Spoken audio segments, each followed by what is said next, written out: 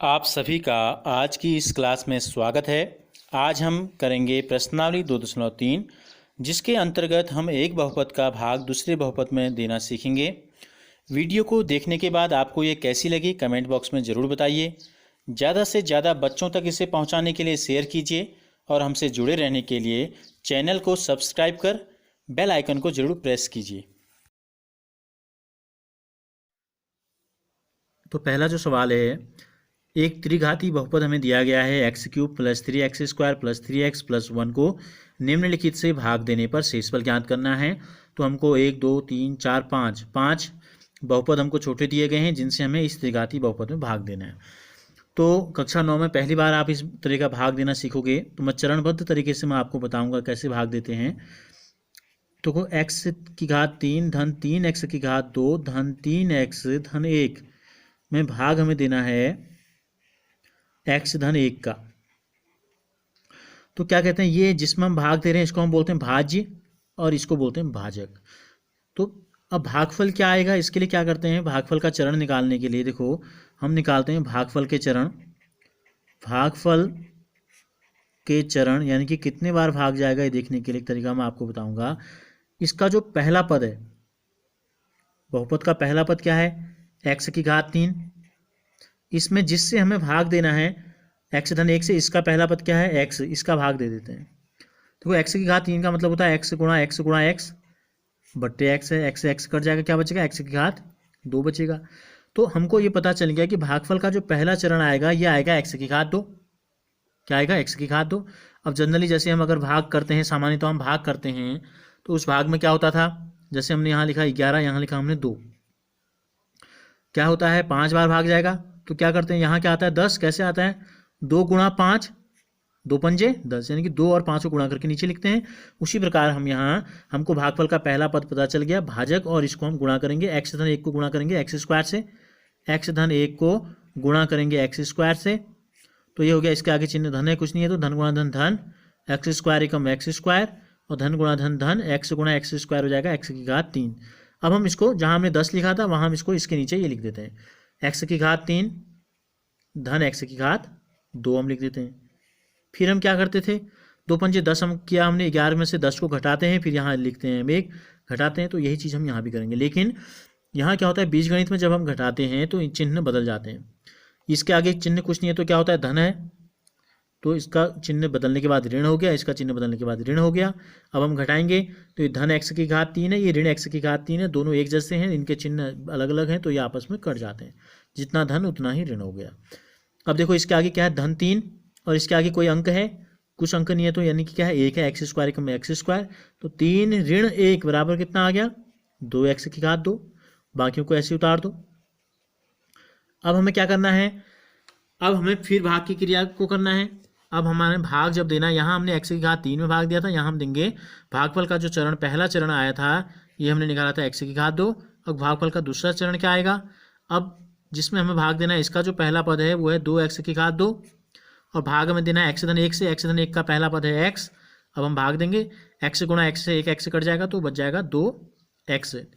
कैसे 2 गुणा x गुणा x, 2x² का मतलब है 2 गुणा x, और एक x बट्टे में है, x से x कट गया तो बचा 2x। तो हमें पता चल गया भागफल का जो दूसरा चरण है, दूसरा जो स्टेप आएगा पद वो है 2x। अब क्या करेंगे, जैसे हमने 2 पंजे 10 यहाँ लिखा, वैसे ही x धन 1 को गुणा कर देंगे 2x से, x धन 1 को गुणा कर देंगे 2x से, ये हो गया 2x एकम 2x धन, इसके आगे अंक 1 है, 2 एकम 2 x गुणा x x²। तो ये आ गया 2x² धन 2x। फिर घटाएंगे, घटाने में क्या होगा, चिन्ह बदल जाएंगे, ये ऋण ऋण हो गया। देखो 2x² ऋण 2x² कट गया, 3x में से 2x गया, 1x बचा और बचा धन 1। यहाँ क्या है x धन 1, यहाँ भी क्या है x धन 1।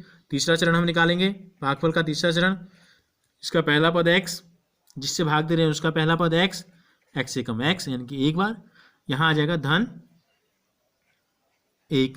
अब x धन 1 को 1 से गुणा कर दो, तो x धन 1 एकम x धन 1, ये देखो ऋण हो गया, चिन्ह बदल देते हैं घटाने के लिए, x ऋण x 1 ऋण 1 0। तो शेषफल कितना आया, देखो भाग हमारा चले गया, पूरी बार भाग चले गया है, तो हमसे पूछा है शेषफल, तो ऐसी कंडीशन में शेषफल आ गया 0।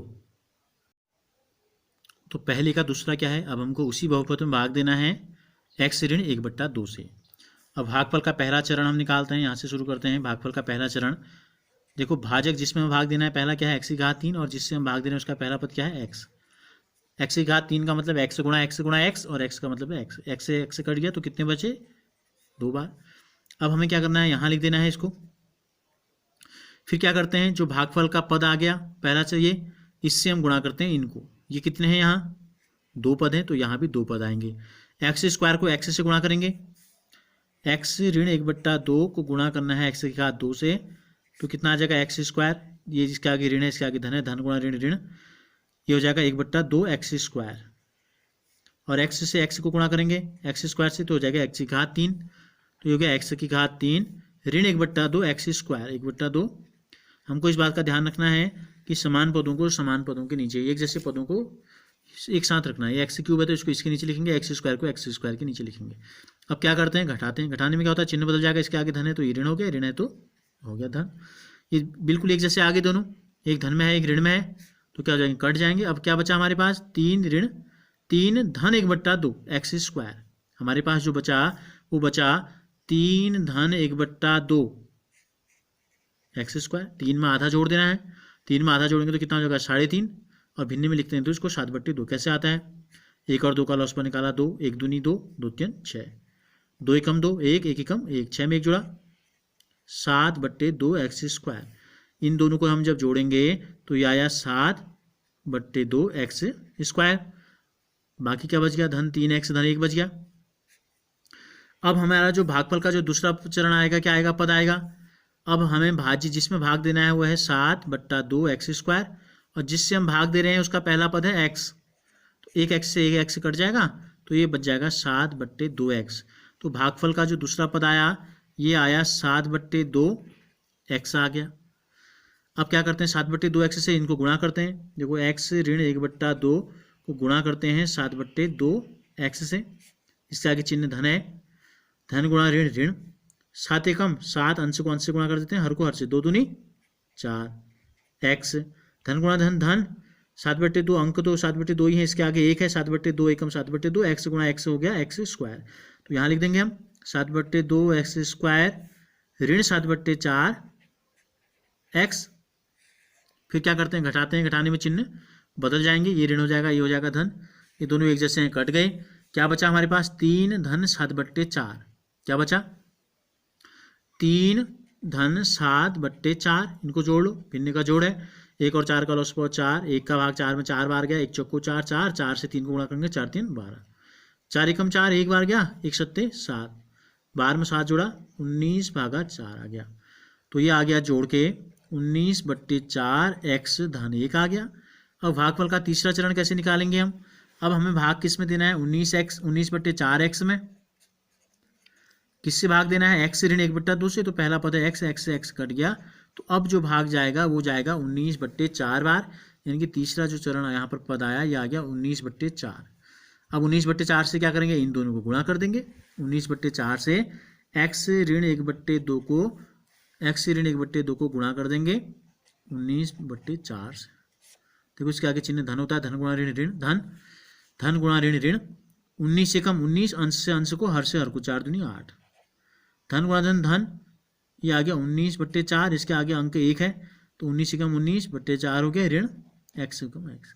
तो इसको हमने इसके नीचे लिख दिया, 19/4 x ऋण 19/8, घटाने पर ये ऋण हो गया, ये धन हो गया, ये दोनों एक जैसे हैं, धन और ऋण कट गया, तो हमारे पास जो बचा वो बचा 1 धन 19/8।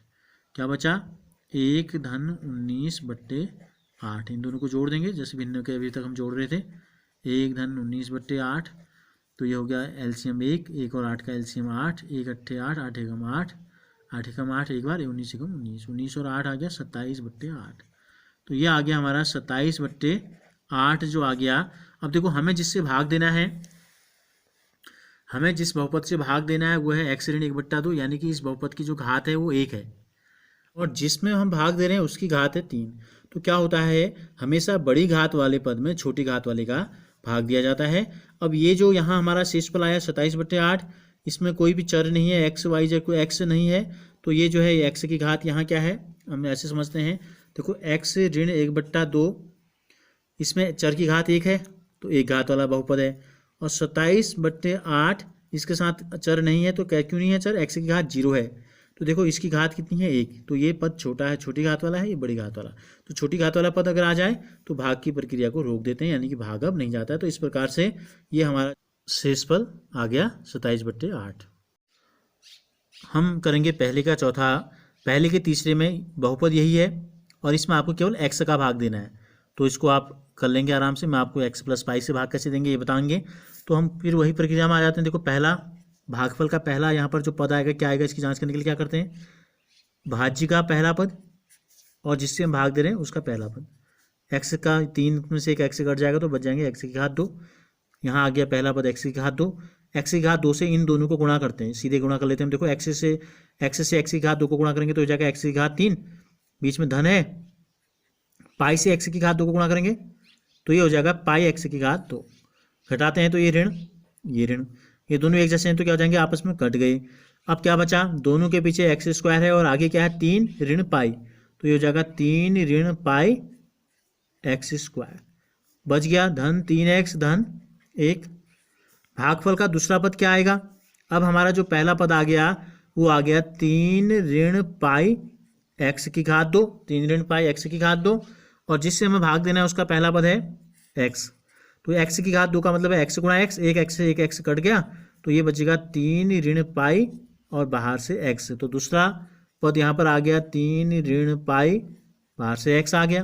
अब क्या करते हैं, इन दोनों को गुणा करके इसके नीचे लिखते हैं, क्या है हमारे पास है x धन पाई, x धन पाई को गुणा करना है इससे 3 ऋण पाई x से, पूरे को एक ही मानते हैं तो क्या करेंगे, ये धन गुणा धन धन, पाई से अंदर गुणा कर देते हैं, ये भी अचर है और ये भी अचर है, 3 पाई ऋण पाई गुणा पाई, पाई की घात 2 और बाहर से x है सीरा, और x से x को गुणा करेंगे, इसके आगे 1 है, इतना 1 जा 3 ऋण पाई 1 जा 3 ऋण पाई, और x गुणा x हो जाएगा x²।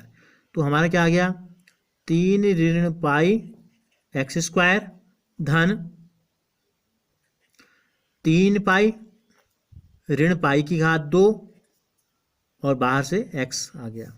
फिर घटाएंगे, क्या होगा घटाने पर, ये ऋण और ये ऋण, ये कट गए दोनों एक जैसे हैं, 3 ऋण पाई x², 3 ऋण पाई x², इन ये दोनों पद क्या है, समान पद हैं, क्योंकि इसके पीछे भी क्या है x, इसके पीछे भी क्या है x, तो ये बीच में क्या है ऋण, तो 3 में से इसको घटा देंगे, पीछे से आ जाएगा x, तो ये हो जाएगा 3 ऋण 3 पाई ऋण पाई² और बाहर से x। अब हम इसको देखो 3 ऋण 3 पाई क्या हो जाएगा, 3 ऋण 3 पाई, ऋण गुणा ऋण धन हो जाता है, ऋण गुणा ऋण हो जाता है धन, धन पाई² x। तो ये जो सरल करके हमने इसको लिखा, ये आया 3 ऋण 3 पाई धन पाई², या हम इसको पाई² ऋण 3 पाई धन 3 भी लिख सकते हैं। तो हमारा अगला जो पद आएगा क्या आएगा, यहाँ शेष पर यहाँ 1 बचा है धन 1, धन 1 को हम इसके साथ यहाँ धन 1 उतार लेंगे, तीसरा इसका अगला पद है। अब हमको जो अगला पद निकालना है, यहाँ के लिए हम क्या करेंगे, पहला पद आ गया ये, जिसको हमने सरल करके क्या लिखा ये, इसमें भाग देंगे x का, x से x कट गया, क्या बचा, यही बच गया पूरा। इसको हम सही क्रम में लगाते हैं, बड़ी घात वाले को पहले लेते हैं, पाई की घात 2 ऋण 3 पाई और धन 3, इस क्रम में हमने इसको लिख लिया। तो अगला पद हमको ये पता चल गया, यहाँ क्या आएगा भागफल का, पाई की घात 2 ऋण 3 पाई और धन 3, ये आ गया इसका अगला पद। अब इससे हमें किसे गुणा करना है, x धन पाई को, ये जो भागफल का अगला पद आया इसको हमें गुणा करना है भाजक, जिससे हमें भाग दे रहे हैं, तो x से गुणा करेंगे तो पूरे के साथ x लग जाएगा, पाई की घात 2 ऋण 3 पाई धन 3 के साथ लग जाएगा x, और पाई से गुणा करेंगे तो पाई से तीनों को अंदर गुणा कर देते हैं, पाई से पाई की घात 2 को करेंगे, पाई की घात 3 आ जाएगा, पाई से ऋण 3 पाई को करेंगे, 3 पाई की घात 2 आ जाएगा, पाई से 3 पाई को करेंगे तो धन 3 पाई आ जाएगा। तो इस प्रकार इस गुणा करके जो आया इसको इसके नीचे लिख देते हैं। पहला पद तो सेम आ गया जो था, ये हमने इसको सरल करके लिखा था, यहाँ चाहो तो इसको इसी प्रकार से लिख लो। दूसरा पद आ गया धन पाई की घात 2 ऋण 3 पाई की घात 2 ये हमने गुणा किया था, पाई गुणा पाई की घात 2 हो जाएगा, पाई की घात 3 हो जाएगा। ठीक है, तो ये आया पाई की घात 3, ऋण 3 पाई की घात 2 धन 3 पाई। घटाएंगे, घटाने पर ये ऋण हो गया और ये धन है तो ये हो गया ऋण, ये पूरा पद कट गया। हमारे पास क्या बचा, इसको अच्छे से लिख लेते हैं। देखो एक ऊपर वाले में बचा एक ऋण, इन पूरे को हमें घटाना है, पाई की घात 3 ऋण 3 पाई की घात 2 धन 3 पाई। तो एक में से घटाना है, सरल कर लेते हैं। यह आ जाएगा एक ऋण गुणा धन ऋण पाई की घात 3 ऋण गुणा ऋण धन 3 पाई की घात 2 ऋण गुणा धन ऋण 3 पाई। तो इस प्रकार से ये जो बच गया ये आ गया हमारा शेषफल। पहले के 5वें में हमें भाग देना है 5 धन 2x से। बहुपद वही है जिसमें अभी तक हमने भाग दिया। आप क्या करेंगे, जब इसको सही क्रम में लगाएंगे, यानी कि बड़ी घात वाले को पहले लिखते हैं, तो आप भाग देंगे 2x धन 5। ठीक है, सही क्रम में हमको इसको लगाना है।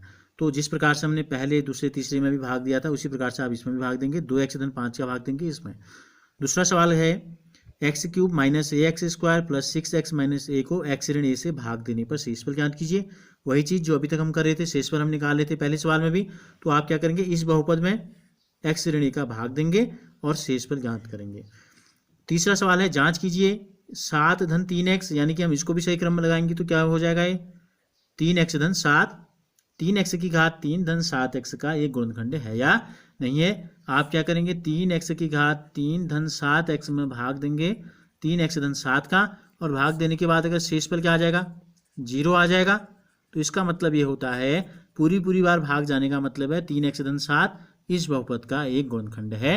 इन सवालों को आप स्वयं करके सीखने की कोशिश करेंगे।